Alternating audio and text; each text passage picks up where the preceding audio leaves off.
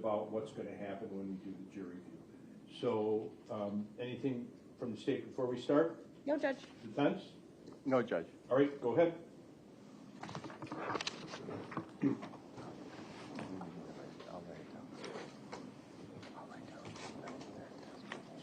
Well, good morning, everybody. First, let me say thank you for your attention to this case and participation during the jury selection last Friday. I know that gets a little mundane at times, and it's the kind of thing they never show in the movies because it is so dull.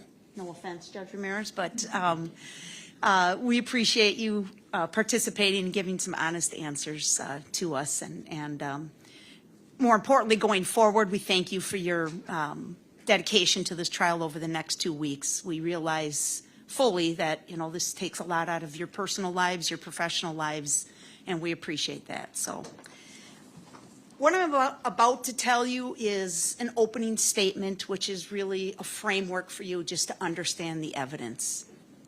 You can kind of think of it like a movie trailer, right?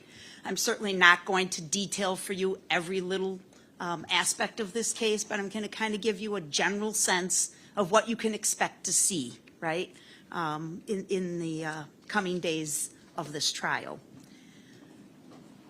If you could put up the PowerPoint, please. I just want to share with you 2 photographs as I speak with you this morning here.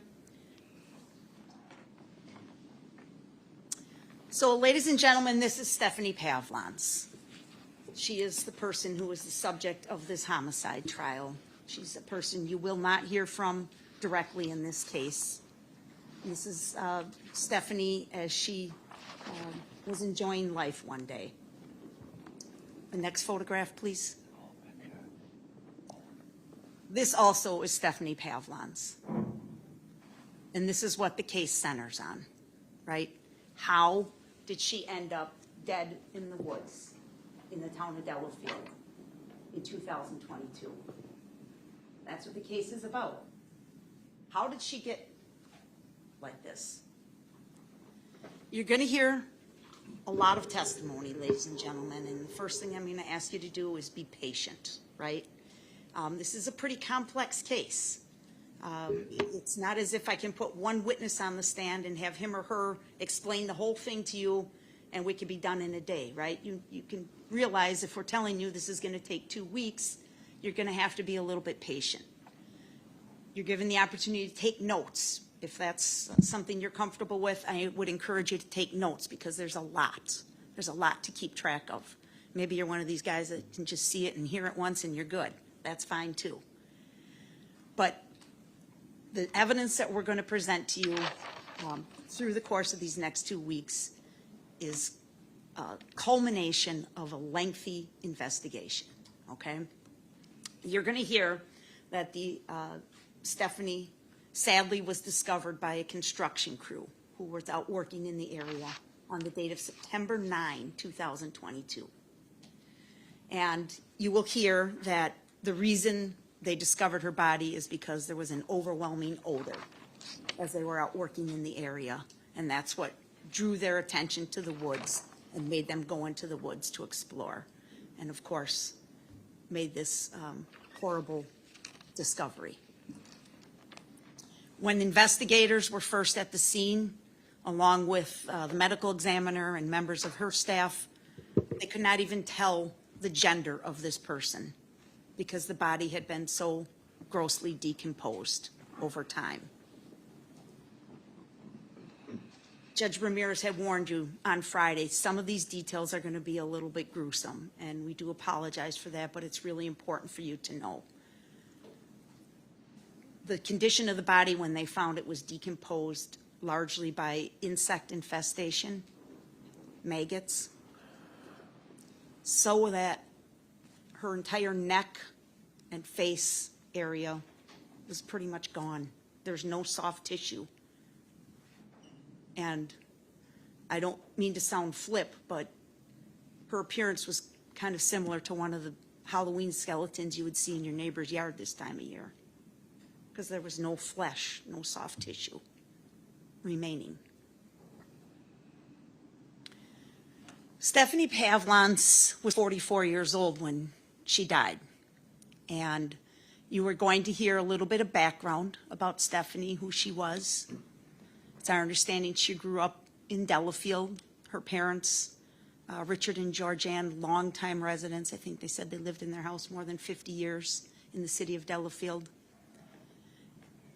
And she's a young woman, probably about 24, 25 years ago now. She met the defendant, Matthew Pahl, at a bowling alley. And the two became involved with each other and remained involved in each other's lives till 2022. In fact, they had a child in common. They had a daughter born to them in 2003, Layla.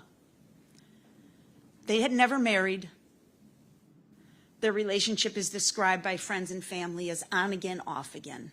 It was obviously a personal relationship. They'd come in and out of each other's lives. They lived together. And then Stephanie would go back and stay with her parents for a time or two, and then they get back together. In 2022, the defendant, Matthew Pahl, had an apartment right on the other side of the golf course here, just down the street from us, off of Delafield Street in the city of Waukesha. And at that same time, we will present evidence to you that he was involved in an online relationship with two women in the Philippines, women that he had met through some kind of dating website or online chat room or something of that sort. And he was deeply involved with these women. This wasn't just like every now and then he'd chat them up and say, how's it going? He would talk to them on a daily basis. He became involved in an online sexual relationship with them. He would talk to them frequently. And he began to make plans to move to the Philippines with an intention, it seemed, to be involved in a personal or sexual relationship with one or both of them. He would describe Stephanie to these people as just a co-worker or an employee. This all became derailed, his plan to move to the Philippines, in about June or July of 2022, when he injured his foot in some type of accident, his foot or his ankle. And it laid him up. He was on crutches. He was in a walking cast or a boot type of thing. And he was struggling to the point where he had to rely on Stephanie more and more to help him with his daily cares, because if you ever been on crutches, you know it's not easy just to grocery shop, right? So he starts relying on Stephanie more and more. She's much more involved in his life around this time, beginning in the summer of 2022. And this derails his plans to move to the Philippines. He had been hoping to get there by the end of the summer. He also starts treatment at Orthopedic Associates of Wisconsin on Gulf Road in the town of Delafield. Physical therapy. We talked about that on Friday. A lot of people have been there for physical therapy, right? Nothing unusual about that. But what is so significant about that is the date of August 23, 2022. That's a day you're going to hear a lot about. By the end of this trial, you'll be able to repeat it back to me, August 23 of 2022. Because that's the day we believe he killed Stephanie Pavlons in the woods just outside of Orthopedic Associates and right up against the golf course at Western Lakes. On that day, we will be able to prove to you that Mr. Pahl had an appointment at Orthopedic Associates. We will be able to prove to you that he and Stephanie left the apartment in Waukesha here, drove northbound on Delafield Street up to Grandview Boulevard, took a right, headed north up Grandview Boulevard, crossed Silvernail, where the old gas house used to be there, crossed I-94, crossed Gulf Road, and not crossed Gulf Road, got the Gulf Road, took a left. The new DMV station is up there right now. You may be familiar with that intersection. You will hear testimony that they stopped at the Quick Trip at that location, stayed there for about 20 minutes. Stephanie goes in, buys some breakfast food. Apparently they sit in the car, eat breakfast. Importantly, you will hear that they leave Quick Trip at about 9:11 a.m. and they arrive at the parking lot of Orthopedic Associates at 9:16 a.m. This will be proven by cell phone records. He arrives in the parking lot at 9:16 a.m., but he doesn't check in for his appointment until 9:34 a.m. So there's about a 16-minute gap there. He goes into his appointment. We will present records to you from the clinic. He's seen by a therapist at about 9:38 a.m. He goes back to meet with the therapist, and he's released at 10:33 a.m. The appointment is over. You will hear, based on cell phone records, that again, he goes out, well, strike that. Released at 10:33 a.m. You will hear from cell phone records that he does not leave the parking lot in the area of Orthopedic Associates until 10:53 a.m. During these two gaps, the 16-minute gap before the appointment and the 20-minute gap after the appointment, we have no idea where Mr. Pahl is or what he's doing. There's no activity on his phone. He's not moving anywhere. There's nothing that we could find that tells us what he's up to during these gaps of time. Also, on August 23 of 2022, from the time Stephanie Pavlons leaves that Quick Trip, and you'll see her drive out of the parking lot on a video, no one ever hears from her again. She doesn't talk to anybody. She's not seen by anybody. There's no video of her anywhere. She gets missed calls on her phone. She's not replying to calls. She's not responding to calls. She's not picking up her prescriptions. She's missing doctor appointments. She's gone.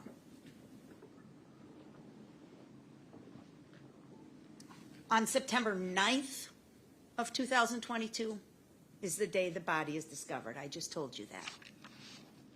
It's about 17 days between August 23 and September 9th of 2022.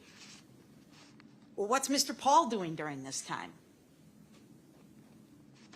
Pretty much going on with his life. In fact, you may see some videos that you watch and you may conclude doesn't seem to have a care in the world. He continues chatting with the women in the Philippines. He continues making his plans to go to the Philippines, saying, I'll be there by the end of the fall. I just got to finish this treatment and I'll be there. But he's also saying some curious things to these women in the Philippines. And he also starts talking to his dad. Hadn't talked to him since June. Suddenly he's talking to his dad frequently. He's traveling up to Jackson off of Highway 60 to visit with his dad. His dad's coming down to his apartment. And he's telling his dad and he's telling his girlfriends something bad happened. But I can't send it in a text message. I can't talk about it in writing. We'll have to talk about it on the phone. He says he's worried about somebody. He even tells his dad he thinks he's in some kind of trouble. He also starts doing Google searches. He's searching for Stephanie Pavlons' name in the obituaries. He's searching he's searching Google, just doing Google searches on her name. At this point, nothing had been made public about her death. There was a brief news article the day the body was found. But prior to the body even being found, he's looking up the obituaries for Stephanie Pavlons. He's Google searching her name. And he's got an app on his phone that's a police scanner. And he's checking that frequently, checking in what are the cops up to? What are the cops investigating nowadays? What kind of scene are they getting called to? All of this evidence will be presented to you. The one thing he doesn't do, the one thing Matthew Pahl does not do, ladies and gentlemen, that you will hear during this trial, is alert anybody to the fact that Stephanie is missing. He doesn't call her parents.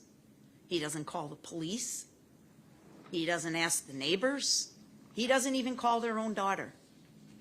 He doesn't lift one finger to alert anybody to the fact that Stephanie is gone. In fact, it's not until September 17th of 2022 that police go to his apartment with a search warrant to look for evidence. And that's the first chance they get to talk to Mr. Pahl about this. And what does he do? He lies. He lies about when he had last seen Stephanie. He lies about her whereabouts. He lies about her belongings. He lies about his own whereabouts. He lies. What he does, again, is try and cover his tracks. He tries to deflect the police and starts talking about Stephanie and her history. You see, Stephanie did have a hard life. There's no getting around it. There were times she felt hopeless. There were times she felt sad, depressed, lonely. She kept a journal. You'll hear some of these journal entries where she describes the despair that she's feeling in her life. And it will also be very clear from her journal entries that the cause of her despair and her hopelessness was the abuse that had been inflicted upon her by the defendant, Matthew Pahl. There was verbal abuse, emotional abuse, telling her she's stupid, she can't do anything right. There was physical abuse that she documented in her own journal. There was an occasion where she reported he hit her over the head with a bottle 5 or 6 times. There was an occasion where she reported he kicked her or punched her in the tailbone so bad she couldn't walk for days. There was an occasion where she reported he slapped her so hard in the face, around the side of the face, it broke an eardrum. She got medical treatment for that. She will describe Mr. Pahl as Jekyll and Hyde, somebody that can snap on a dime. The defendant, Mr. Pahl, tries to use this history for his own benefit. Again, cast the shadow a different way to the cops. I think she wandered off or maybe killed herself because, you know, she has this history. She's thought about suicide in the past. That's his answer to the officers on January 17th of 2022. Now, this investigation was lengthy. It took a year for the detectives to put this whole case together. And that's why it's going to take us 2 weeks to present it to you, right?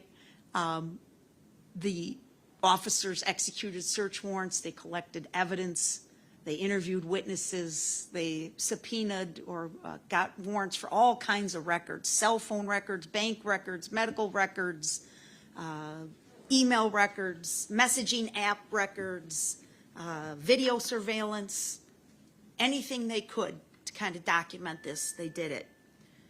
They seized computers and cell phones, and then they have computer forensic experts who extracted the data off the phone. You're going to hear a lot of testimony about that. They even enlisted the help of a human remains detection dog, or a cadaver dog. This is a canine that's trained specifically to detect the odor of decomposing human remains, just like you might see a dog at an airport detecting bombs or drugs or something like that. This dog has a unique training, and she is trained to detect decomposing human remains. You will hear testimony that this dog searched Mr. Pahl's vehicle and gave a positive alert. She hit on the car, indicating she could smell decomposing human remains in his truck. So this is all kind of an overview of the type of evidence we're going to present to you. There's one thing we won't be able to present to you, and that's the cause of death. And you may say, how in the world are you going to prove a murder case when you don't know how she died? Well, Judge Ramirez will instruct you on the law at the end of the trial. And he's going to tell you that, in fact, the burden of proof on the state of Wisconsin is not to prove how she died. You will not be asked that at the end of the case. You will be asked, did Matthew Pahl intentionally kill Stephanie Pavlons? Is he guilty of that allegation by the state or not guilty? The fact is, Dr. Scheel, our medical examiner, will tell you that the body was decomposed so badly, she couldn't make a lot of her normal findings that she could otherwise.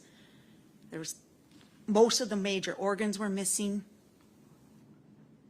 soft tissues missing from crucial areas on the body. The rest of the body was dark and discolored, leathery type skin from being out in the elements for 17 days. And that's why you have count 2, which is hiding a corpse, right?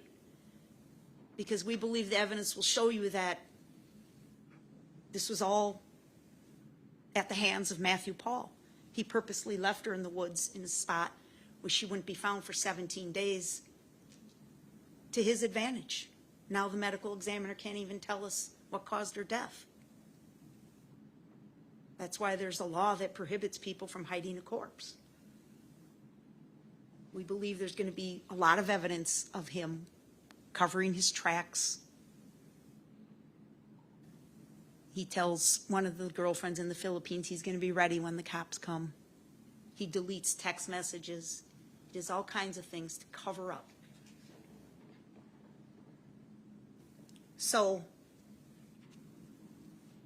again, I'm asking you to be patient and pay good attention, because every witness has something important to tell you, right? Not one witness is going to tell you the whole story, but everybody has one little thing.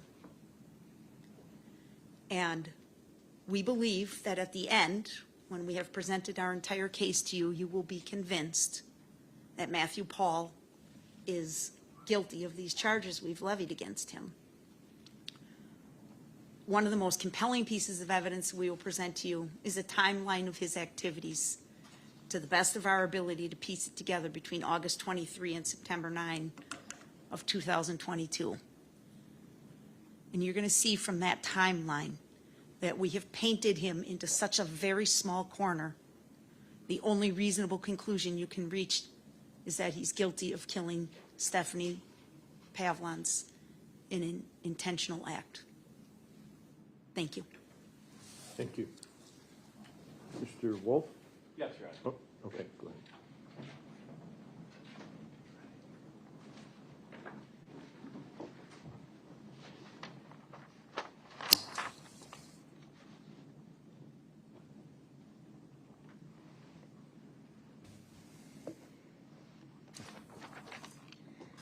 Good morning. I wanted to thank you again. Again, Attorney Galaviz and I will be presenting the case for Mr. Pahl. And I also wanted to thank you for spending the time here and making sure that Matthew gets a fair trial. One night last week, I was at home sitting at the kitchen table going over some evidence in this case. My wife arrived home, fed the dogs, changed into sweats, and popped some kind of pre-made dinner from Costco into the oven. She reminded me that our daughter's birthday was in a few days, and we were planning on taking her out to dinner. See, Melanie is a sophomore in the dorms at Marquette. Christine decided she would make a cake for Melanie. We did not have cake mix at the house, so she decided to make the cake from scratch. I offered to help, but Christine does not allow me to bake. She trusts me to cook dinners.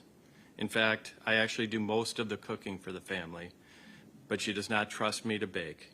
You see, cooking is an art, whereas baking is a science. I simply cannot, more like I do not want to follow specific recipes. So I stayed at the table and continued to go over police reports. Christine opened her laptop, Googled a recipe, chocolate cake from scratch, then went to our pantry to start looking for ingredients. All the basics: flour, sugar, cocoa powder, salt, a few items from the refrigerator, milk and eggs. Christine had most everything spread across the kitchen counter, then went back into the pantry. She was searching every shelf. I asked what she was looking for. Not that I would know where anything was. She finally said baking powder. The recipe calls for 2 teaspoons of baking powder. I pictured in my head how little 2 teaspoons is. How could that really make a difference? Neither of us wanted to leave the house and drive to the store. After a bit of discussion, I finally won the argument. Christine agreed to go ahead and follow the recipe for chocolate cake, less the baking powder. She pulled dinner from the oven, lowered the temperature, and put the cake in. We enjoyed our dinner. 30 minutes later, dinner was eaten, the table and counters were cleaned up, and the oven buzzer notified us the cake was done. Christine turned off the oven, opened the door, and pulled the cake pans from the oven, and then she called me over. We both stared at the cake pans on the counter. While I may have won the argument about skipping baking powder, I knew I lost. I would be driving to the store the next day and hitting the bakery for a cake. I sat back down on the table and started reading police reports. Then I realized that this cake and criminal trials in general are like a recipe. Again, this is a criminal case. Over my 10 years as a police officer, then 23 years as a lawyer, I've learned that criminal cases are more important than regulatory actions, commercial litigation, and every other type of case. Criminal cases involve the most serious kind of government action and core individual rights and liberties. There is just more at stake, ladies and gentlemen, in a criminal case, so this process is really important. In the spectrum of legal proceedings, a criminal case is up here and everything else is down here. The government, through the district attorney, must have all the ingredients. Without those necessary ingredients, the accused person must be found not guilty. You will find this case very interesting. This is my client, Matthew Pahl. You've heard the elements for the two charged offenses. You heard them on Friday. You'll hear them again throughout the case. You've heard the government's belief about what may have happened in August and September of 2022. No witnesses will be able to testify with any certainty how Stephanie Pavlons' life came to an end. In a homicide case, the government always relies upon the testimony of one critical witness, that being the medical examiner. In this case, the Waukesha County medical examiner will testify that despite exhaustive testing and investigation, they can sum up the conclusion about the manner and cause of Stephanie's death in one word: undetermined. For you, the jury, a thorough analysis of the facts and circumstances in this case is critical.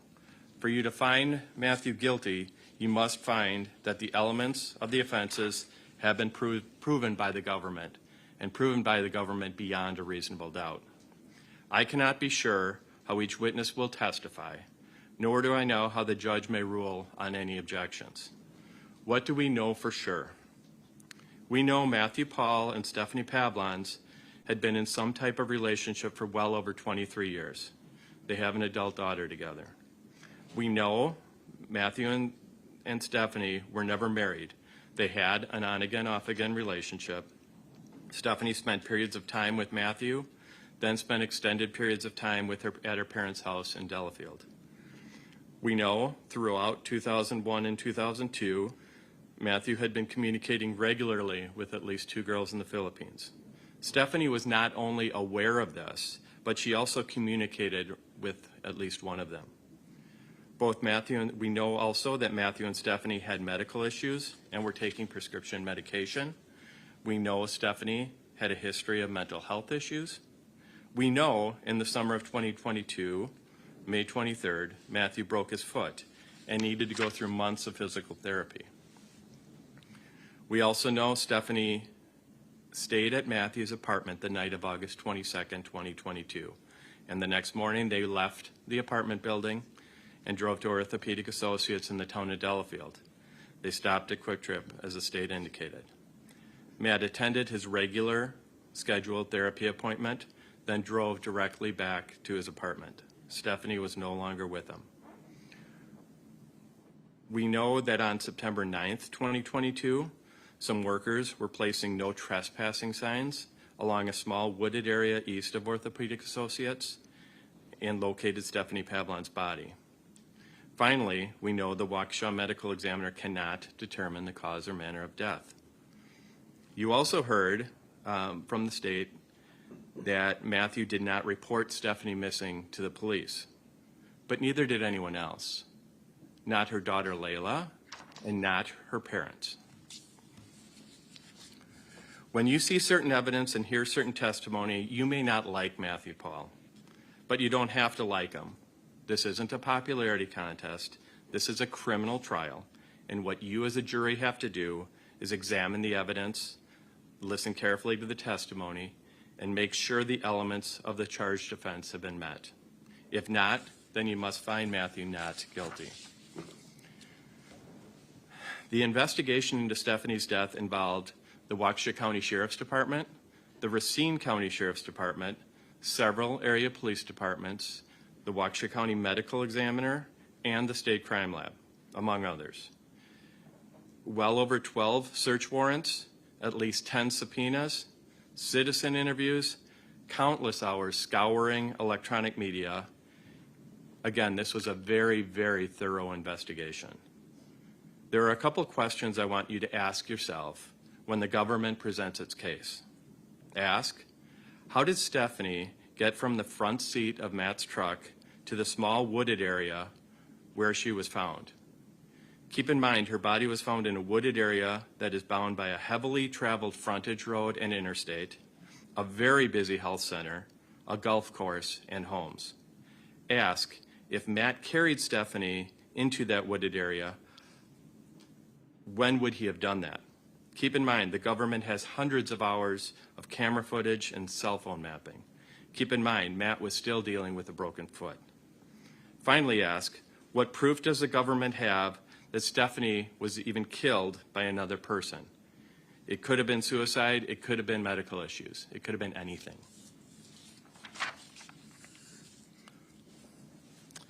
I do agree with some of the things the prosecutor said. However, there are issues in this case, and those issues will support reasonable doubt. In a criminal case, the government, having the burden of proof, presents evidence first. Only after the prosecutor has presented their case will Matthew have the opportunity to present his case. We ask that each of you wait until you've heard from all of the witnesses, ours as well as theirs, before deciding what really happened. Further, I believe the government will not be able to prove beyond a reasonable doubt that Matthew Pahl committed the offenses for which he is charged. We expect that after you deliberate and carefully weigh the evidence in this case, you'll return the only possible verdict, and that's a verdict of not guilty. Listen for the facts that support what the government is alleging. Listen for what can be proven beyond a reasonable doubt. And listen for those ingredients that the government must have for their cake, and be aware of what is missing. Thank you. Thank you. Bailiff, if you could pull the podium back, please. And we'll pass out the notebooks, folks. And again, the bailiffs will give you instructions on what you do. The notebook is yours.